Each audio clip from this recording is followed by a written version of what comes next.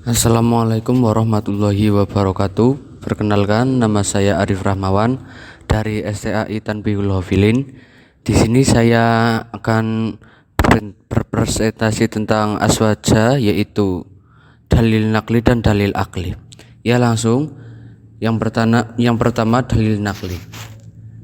Nakli menurut bahasa Arab adalah dari nakli syai', yakni mengambil suatu dari satu tempat ke tempat yang lain, dan naklatu hadis, yakni menuliskan hadis-hadis dan menyalinkan dan menyandarkan kepada sumber-sumbernya.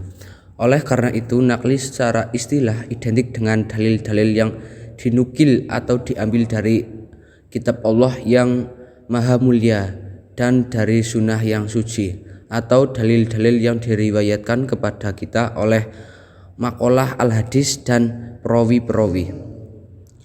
Dalil akli. Kata akli secara bahasa berasal dari kata bahasa Arab ngakli, yaitu akal yang mempunyai beberapa makna, antara lain adalah kebijakan dan tindak baik dan tepat. Secara istilah, akli memiliki beberapa definisi, diantaranya cahaya murni yang dengannya jiwa bisa mengetahui perkara-perkara yang penting dan fitrah. Yang selanjutnya, aksioma rasional dan pengetahuan dasar yang ada pada setiap manusia. Dan yang selanjutnya, kesiapan bahwa yang bersifat instintif dan kemampuan yang matang. Pengertian dalil nakli dan akli tentang aswajah. Ahlu sunnah wal jamaah yang merupakan aliran paling banyak pengikutnya dalam Islam, lebih dari 90% penduduk di dunia yang beragama Islam mengikuti ajaran ahlu sunnah wal jamaah. Tauhid ahlu sunnah wal jamaah menggunakan dua dalil sumber hukum, yaitu dalil nakli dan dalil akli. Dalil nakli yaitu dalil yang berada dalam Al-Quran dan sunnah, sementara dalil akli adalah dalil yang bersumber dari akal pikiran. Seperti yang kita ketahui bahwa ada kelompok atau mazhab yang bernama Atsar yang mengatasnamakan dirinya sebagai bagian dari ahlu sunnah wal jamaah. Mazhab ini hanya berpegang pada dalil nakli saja atau hanya berpegang pada Al-Quran dan hadis saja.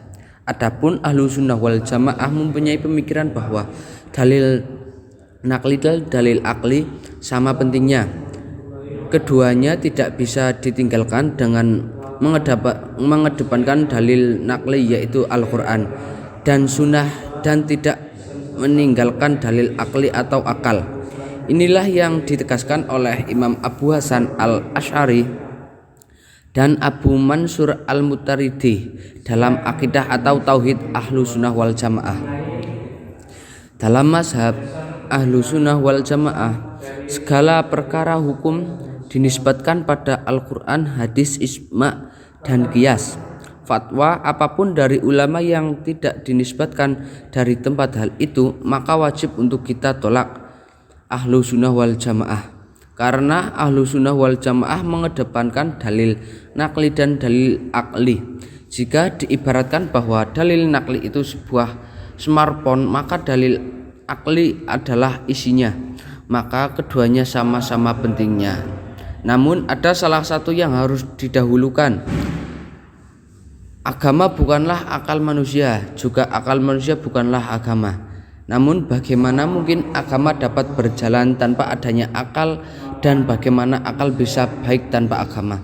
Maka dari itu, dari beberapa golongan atau fitrah Islam, kita memilih mengikuti Imam Abu Hasan al-Asy'ari dan Abu Mansur al-Mutaridi, karena jelas dalam ilmu dan ajaran ketauhidan atau akidah, ajaran Imam Asy'ari dan Abu Mansur al-Mutaridi hampir mirip, hanya berbeda istilah saja atau dalam hal-hal kecil.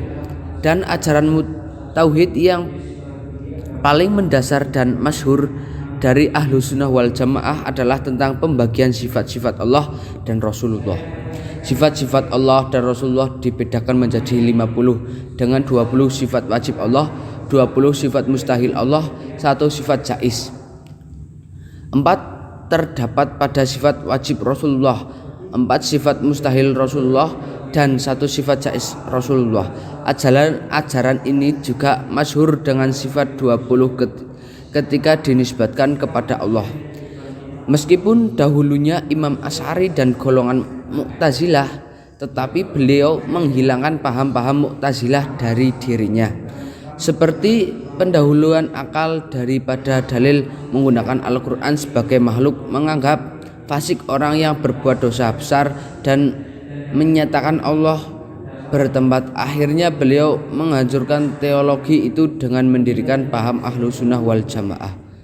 Ya, mungkin cukup sekian dari saya. Apabila ada tutur kata yang kurang berkenan, saya mohon maaf sebesar-besarnya. Wassalamualaikum warahmatullahi wabarakatuh.